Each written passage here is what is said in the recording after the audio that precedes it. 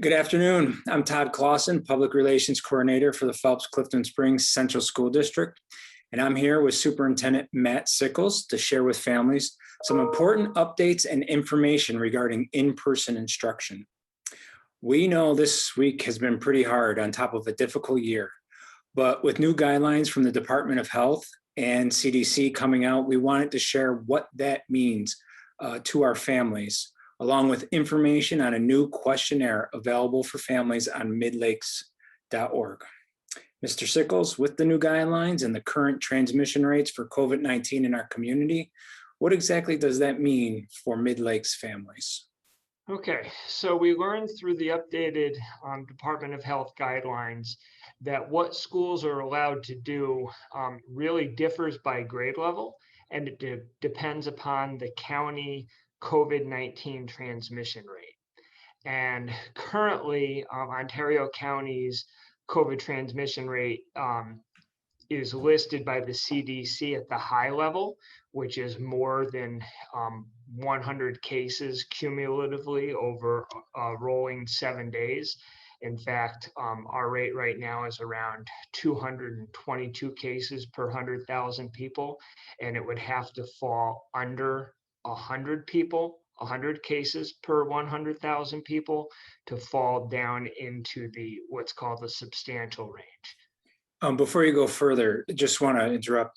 It's a cumulative 7-day count, not a rolling average of 7 days or anything like that. Can get confusing. Okay, great. Right. So based on that, at the elementary level, we can move forward with investigation and planning around full in-person instruction. And I'm sure we'll get into a little bit more about what that means. But at the 7 through 12 level, the middle and high school level, as identified by the CDC and the Department of Health, because we are in the high transmission rate, the only way we would be able to move to full in-person instruction is if we did something called cohorting of students, which means we'd have to identify groups of students that stay together all day, every day. So that's very difficult to do at the secondary level. For example, kids might start in the same English class first period, but then they all scatter to go different places to different classes. They have different math classes, PE classes, and so on. But in a cohort model, they would all have to stay put in the same room all day. That does not fit how middle and high school operate, which means if they had to stay in one room, they'd essentially have to learn virtually on their tablets. And it would actually be taking a step back instructionally. Right. So I would be in a class. If I was a student, I'd be in a classroom. I'd have my math, but my teacher would be math teacher could be in another room, my English, my history, all these different teachers, but I am just confined to the space. Right. You'd physically be in school every day, 5 days a week, but you wouldn't be moving around and you would not be in the same place as your teachers for instruction. So it would actually be remote instruction, but the student would physically be in school. For us, we see that as a step backwards. So unless the transmission rate in Ontario County drops out of the high range, which at this point does not seem likely, then we'll stay in the hybrid model. We really see May 3rd as, kind of the cutoff date. If our transmission rate doesn't drop below 100 per 100,000 by then, figuring it would take 2 weeks to then mobilize to in-person at 7 through 12, it would just be so late in the year to go through that trouble and to disrupt people's schedules. So in that case, we would just stay in the hybrid model at the middle high school level. So really the questionnaire that we're going to talk about today in the planning process for now is focused on UPK through 6, because at those grade levels, we do essentially cohort kids. Those kids do stay together in one class, and we can support that model. Yeah, and under the guidelines that have been announced, not only do you have the cohorting, but the physical distance requirements have changed a little bit. So, maybe just briefly touch upon that and talk to families about, how the decision, because it doesn't sound like it's been made yet, how the Right. decision is going to be made to potentially bring those kids back or not. So the decision hasn't been made yet, and I'll explain what will go into that. Do want to clarify again, because we can't cohort at the secondary level, we'd have to stay at 6 feet apart. Because we can cohort at the elementary level, we can go to 3 feet. Plus, the science and the guidelines support going to 3 feet in classrooms at the elementary level. The reason the decision hasn't been made yet is the guidelines require that every district engage with their community to assess and measure what they refer to as the community's tolerance for risk. So we want to be able to paint the picture for our elementary families of what full in-person instruction would look like, given the guidance and given some of our limitations. We want to be very transparent. We want our families to know exactly what this would look like so that they can make an informed decision. And we have a questionnaire that's going to be active on the website today, which is what's today, Thursday, the 15th. And will be active throughout the weekend and in the next week so that we can get that data that will help us to make an informed decision. Okay. Deadline for that survey, I know, is noon, Tuesday, next Tuesday. Why am I blanking on the date? You got it, April 20th. Right. Which is right in between April 19th and April 21st. Exactly. Two important dates. Two very important dates. So the reason we're setting the deadline for noon on Tuesday, the 20th, is we're going to have a virtual town hall meeting at 6:30 p.m. On Monday, the 19th, to engage with the community, present a lot of what I've just said, hopefully better than I just presented it, in a little bit more detail, and be able to field questions, and with your help moderating, sort of paint the picture for families of exactly what in-person instruction would look like for the remainder of this year. And I want to make very clear, right now we're just focused on getting through the end of the 2021 school year. We don't know what the guidelines will be for September yet. I know people are anxious for that, but right now we're just talking about the remainder of this year. So we're going to have the town hall meeting Monday night.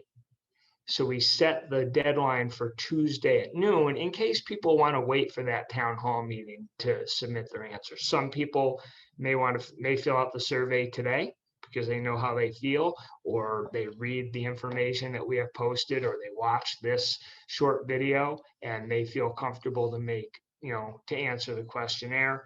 Other families may want to wait until after that town hall meeting. And then on Wednesday, the 21st, we have a board meeting where we will present to the board the data collected from families, but also data collected from staff and other groups. And we'll also update and see where our county transmission rate is at that point. And because COVID has been such a fluid situation, we've seen any number of things could evolve or change between now and next Wednesday. So we want to be able to provide the most up-to-date information so that the Board of Education can have an informed discussion. Great. The survey, the questionnaire, I should say, a lot of the questions are similar to a previous survey. This one is going to replace all that data because we really need as close to 100% as possible. Correct. With the guidelines as we know them right now. But there's also different options for families to submit their information for the survey. There's two key. One talks still a little bit about the current model and a potential change. Can you just briefly go over that a little bit for families? Right. So again, it's really important to understand that this survey does completely replace the previous survey. So if you filled out the survey before, we need you to fill out this new survey if you have a student in grades UPK through 6, because that one was based upon some assumptions, and now we have more information. We have the guidelines, we have the facts, and we've determined what it would take to make full in-person instruction possible. And, one of the things that the results of that previous survey showed us is that the need for district transportation actually went up among those who responded to it. So we expect, we've been very transparent throughout this process that, transportation is one of our biggest challenges. And with the expectation based on the previous survey that family needs are going up with transportation, we know that, and we're going to be very transparent. You'll see it in the survey. You'll see it in the online letter. You'll hear us talk about it right now, but on Monday as well. We really need to be prepared to go, in some cases, and in many cases, have 2 students per seat on a bus. And I want families to know that so that they can make a decision based upon that. So we would start with, siblings or people, students from the same household or same daycare first, and then add a second student to other seats as needed.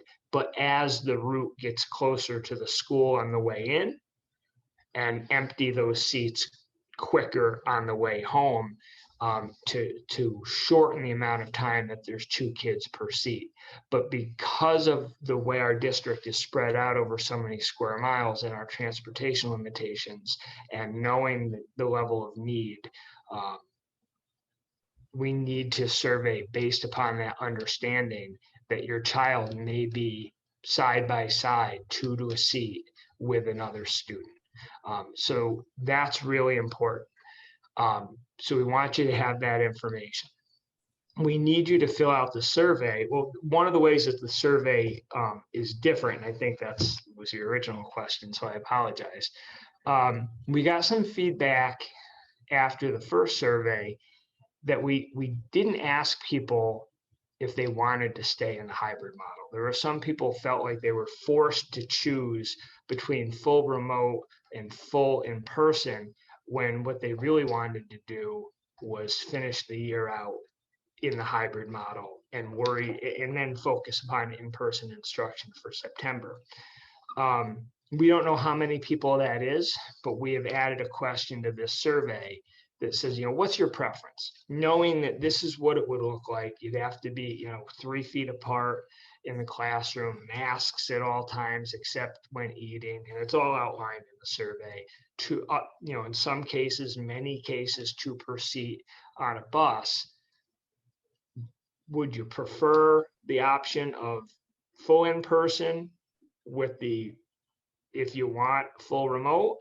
Or do you want to just stay hybrid? And we need to see those percentages and see where our families fall on that. So it's really important for that reason alone that everybody fill out the survey.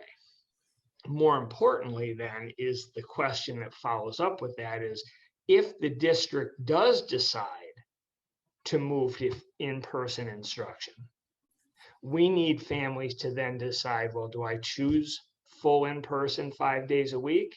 Or am I choosing full virtual, full remote 5 days a week? And then, do I need district transportation? That is a critical question that really goes beyond a survey. That is information we need from families so we can build the bus routes that will get the students here for full in-person instruction, if that is ultimately what the community feedback and the board discussion leads to. Great. So there's sort of a target right now, May 3rd, where we got the survey out. We're collecting information from families. There's going to be a virtual town hall on the 19th. The 20th, the survey is due at noon. This questionnaire can be found at midlakes.org. And on the 21st, I'm assuming a presentation to the Board of Education. Correct. So all of that leads to the earliest possible start date. If ultimately the district decides to move to full in-person instruction at the elementary level, the earliest possible start date is May 3rd. Yep. Now, a lot of things have to happen. So we already have our transportation department working on the early stages of the work, building the bus routes, knowing we still need that feedback from families, but starting to lay out the bus routes that would support full in-person instruction. Our facilities crew is ready to start moving furniture, but this has been a tough week at the elementary school, so we didn't want to be moving furniture this week. So May 3rd is an ambitious start date. May 3rd is also the week that the math assessments, the New York State math assessments are scheduled. So that may factor into our decision as well. So if not May 3rd, then the week of May 10th. But we want to make sure that we can do this well, but we need to measure that community tolerance for risk that's mentioned in the guidance and make a decision that's based upon as much information as possible. Well, and now that we actually have some concrete data from the Department of Health, from the Centers of Disease Control, we can go about, start asking and investigating and moving forward with those plans. Is there any, before we kick off here, is there anything else that you like to share with families right now? I would. I know that this has been a challenging and frustrating year for everybody. I know this week specifically has been a difficult one. And speaking of this week in particular, I'd just like to thank the entire Midlakes community for their outpouring of support for our students, their families, our staff, and everybody. It's just been overwhelming in a positive way. As far as this entire year goes, we are equally committed to getting our students back for in-person instruction and keeping them safe and healthy. And very often those have been pitted against each other as opposing goals. And we really value both of them. We now have this opportunity with the updated guidance to explore the potential for getting students back. We understand the importance of that. Certainly, after a very long, frustrating year, to be able to end the school year with at least our elementary students back fully in person would feel like somewhat of a victory, I think, and would certainly give some people more hope for September and take some of the pressure off the planning process this summer. But at the same time, we also need to continue to keep our focus on the health and safety of our students and staff and balance that. And that is why we're asking these questions. And it's why we need the feedback from our community, because we have an obligation to all families in Midlakes and all students. And we have to hear from everybody so that, it's not going to be an easy decision. We don't expect 100%, response in one direction or the other. We know we're going to have some difficult decisions to make, but we need that information. We need families to communicate with us through this survey so that we can balance those two goals of keeping everybody safe and healthy and getting students back fully in person if at all possible. Okay. Well, thank you for joining us, and families, thank you for joining us. Be sure to look out for that questionnaire on midlakes.org. We're sending a communication out here shortly, I believe. And also, be sure to take care of yourself and each other. And we'll see you Monday night for our next virtual town hall meeting. Good night. All righty.